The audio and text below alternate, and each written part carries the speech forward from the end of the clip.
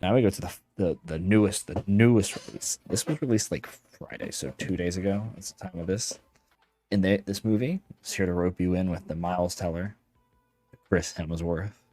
Obviously, Miles Teller just got out of Top Gun. Um, but they've made a movie called Spiderhead, which still to this point, I'm gonna say this, and not a spoiler, I don't know why it's called Spiderhead really. And I think I paid attention during this film.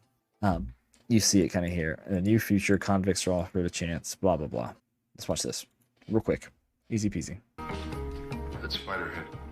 We're proud of our work. Before we begin, I need your permission to administer Name 40. This place can really mess with your head. Drip on. Acknowledge. Drip on. Acknowledge. Acknowledge. Yeah, acknowledge. Let's do this.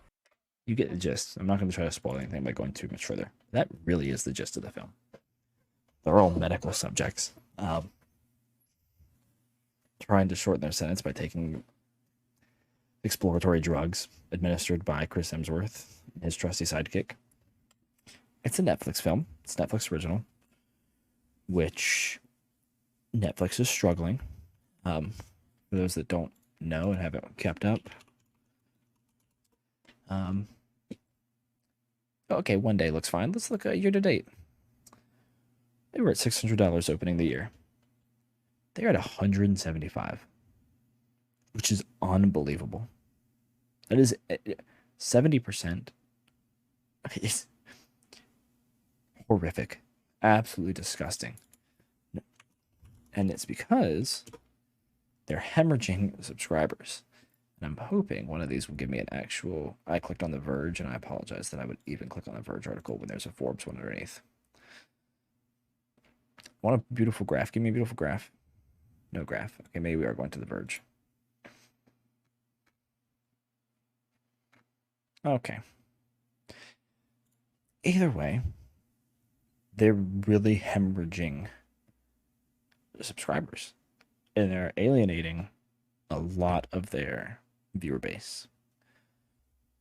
In doing so, they're really causing the death of their platform. And not to be like, exaggerating, but they have competition now. Back in the day, all they had was Blockbuster. I mean, they made DVDs and sent them out, so Blockbuster. Then they had their online catalog that got more and more popular. They started moving that direction. And now they are... they did not have a good Q1, Q2. And it only seems to be getting worse as you see their competition, improve. People love HBO Max. HBO Max has some really great hits as long as classics. I mean, they literally have Turner Classic Movies, but they also have Game of Thrones, The Sopranos, The Wire. Then they have Euphoria, which is like one of the most popular television shows on the planet right now.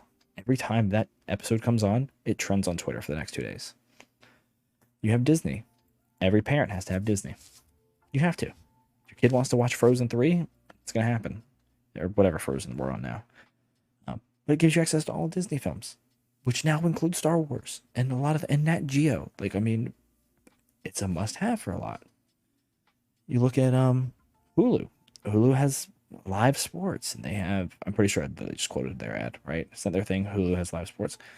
Hulu has a big catalog, and they have live sports. It's one of their draws. And what is Netflix doing? They're cracking down on sharing passwords. They're talking about putting ads in their experience, which Netflix was never one to have ads.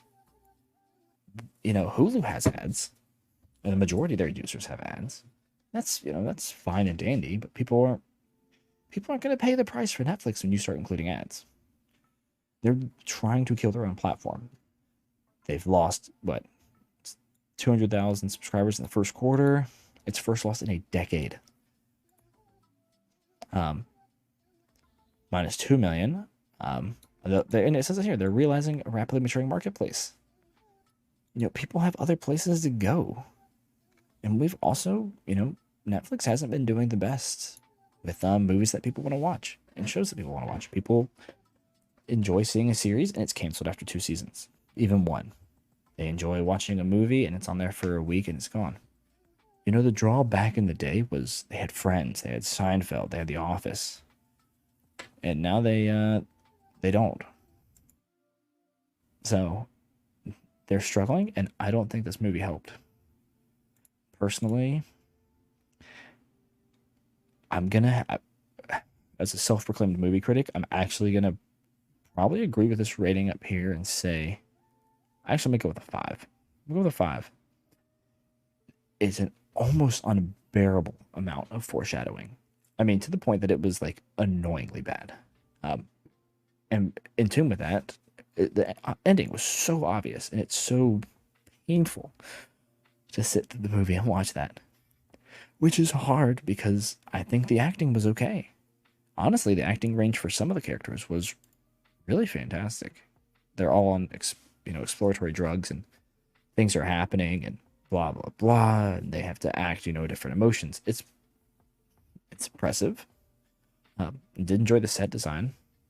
I also thought the plot was super unique. I just think if this was a full-fledged movie and not a Netflix original, it would be a lot better. But also, in the same time, they did just spend like what, $30 million an episode on Stranger Things. So all their money probably went there. Or to Hustle, which I've already talked about. So, I don't know. Self-proclaimed movie critic, I'd give it a 5. Personally, probably a 6. Because you could probably get over the foreshadowing. The rest of it, I mean, it's just missing a lot of key things, in my opinion. It could have been so much more, which was the bigger complaint for me. And it's not necessarily, bad. It's just the fact that it had the opportunity to be good, never was. It missed the mark on a lot of things that would have set it apart. I think I just expected too much out of it. It's a Netflix movie, and it could have been so much more. But I won't complain, too much. And you get what you expect out of it. It's not special. It was never going to be special. They kind of dropped it randomly. Like, I heard about it on Thursday, and it came out Friday, and I was bored, so I watched it. Nothing to it. But I honestly think, this is my conspiracy theory, they've had this waiting to be released, and Miles Teller's Top Gun came out. And everyone's, fangirling over.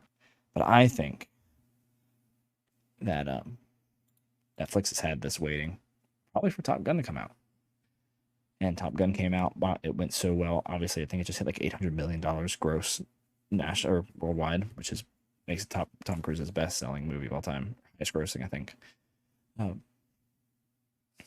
everyone loves him. So they're like, oh, we have a Miles Teller movie in the docket? Drop it. So, overall, probably not worth the watch. Unless you're really bored or you want some background noise. Could have been so much better. But the decent acting and the unique plot were the only things that were redeeming for it, in my opinion.